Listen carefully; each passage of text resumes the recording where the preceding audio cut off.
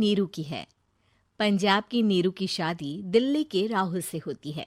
दिल्ली कितना बड़ा शहर है ना, लेकिन आप लोगों का घर तो बहुत छोटा है। हमारे पंजाब में तो ये बड़े बड़े घर होते हैं कि मजा ही आ जाता है। कोई बात नहीं नीरू, मैं भी तुम्हारे लिए बहुत बड़ा मकान बनाऊंगा, बहुत जल्दी। नीरू के पिता जहां पंजाब के जाने माने व्यापारी थे, वहीं उसका पति राहुल दिल्ली में एक सिंपल नौकरी करता था।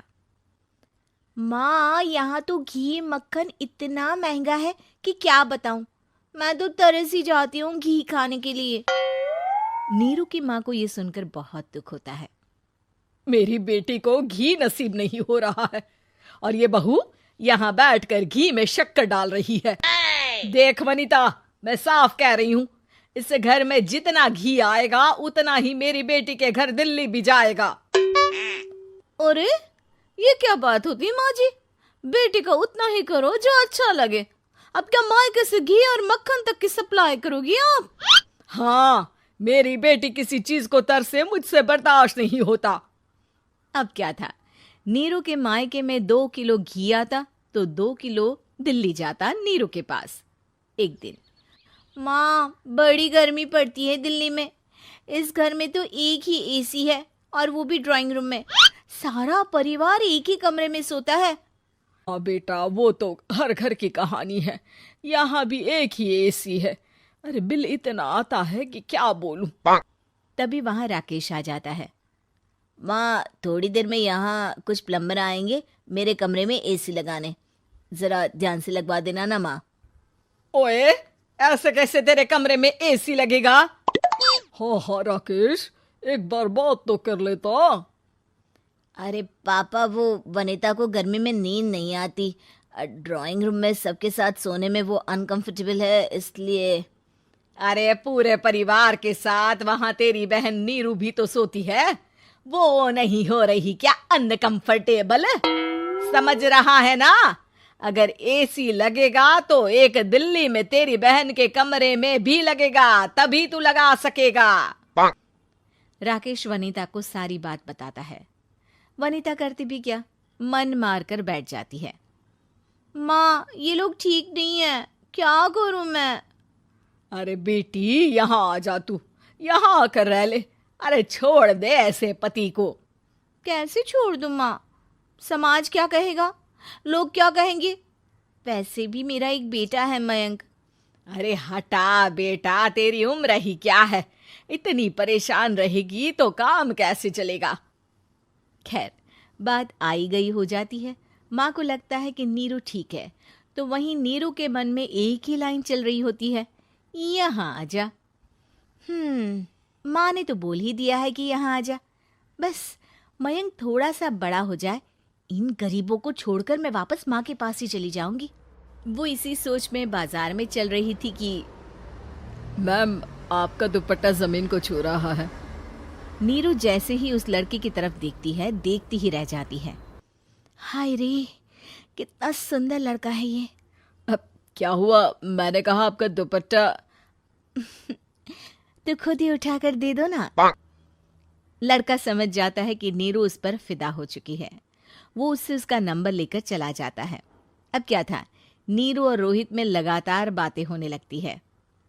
मैं हरियाणा का रहने वाला हूँ, यहाँ एक बड़ी कंपनी का मैनेजर हूँ। अच्छा, और कितने बच्चे हैं तुम्हारे? बच्चे? अरे मेरी तो शादी भी नहीं हुई है। तुम बताओ, शादी करोगी? नीरू शर्मा जाती है। अब लेकिन मैं तो पहले से ही शादीशुदा हूँ।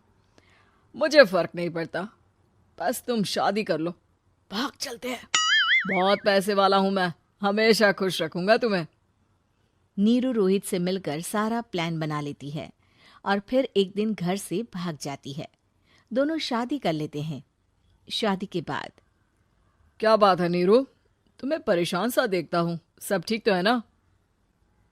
हाँ हाँ, सब ठीक है।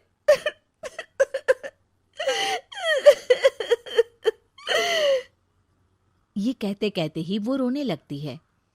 अरे क्या हो गया, रो क्यों रही हो? मैंने तुमसे एक बात छुपाई है और वही बात अब मुझे परेशान कर रही है। रोहित, मेरा एक बेटा भी है, उसका नाम मयंक है। क्या बात कर रही हो? ये तुमने मुझे पहले क्यों नहीं बताया? देखो नीरू, मेरी माँ को मैंने ये नहीं बताया है कि तुम शादीशुदा हो।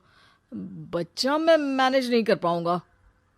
नीरू को समझ में नहीं आता कि वो क्या करे। तुम उस बच्चे को अपनी माँ को क्यों नहीं दे देती? नीरू चुपके से माँ को फोन करती है। माँ, क्या मयंक को तुम रख सकती हो? बेटा, मैं राकेश के साथ बात करती हूँ। आखिर घर का बेटा वही है, जो वो बोलेगा। वैसे भी बेटा, तूने जो किया है ना, उसके बाद से पूरा घर तेरी बुराई कर रहा है। मैं भी अब किसी से तेरे लिए लड़ नहीं सकती। राकेश बेटा, नीरू ने तो जो किया बहुत ही बुरा किया, लेकिन मैं सोच रही थी कि क्यों ना मयंक को हम यहाँ ले आए। तभी वनीता बोल पड़ती है। वाह जी, ऐसे कैसे यहाँ ले आए? यहाँ क्या भंडारा भरा है? और जिस बच्चे की माँ ने नहीं सोचा, उसके लिए हम क्यों सोचे? नीरू को एक बार तो अपने बच्चे के बारे में सोचना चाहिए था ना। अरे लेकिन तेरे पास भी तो लड़का नहीं है ना वनीता। माँ, वनीता ठीक बोल रही है। कल को वो बड़ा होकर इसी घर का हिस्सा मांगेगा तो हम क्या करेंगे? माँ कहती भी तो क्या, वो चुप रह जाती है। वहीं नीरू का पहला पति कहता है।